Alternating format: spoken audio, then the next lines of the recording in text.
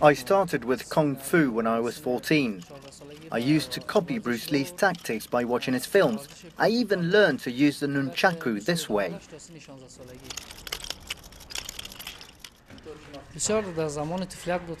Bruce Lee was my hero when I was growing up.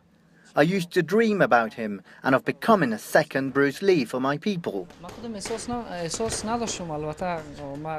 When I posted photos in Facebook, people started talking about my similarity with Bruce Lee.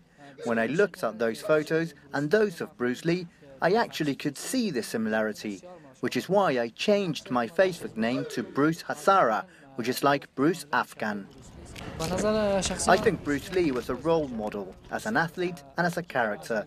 I may not be Bruce Lee, but I'll follow his footsteps as long as I live.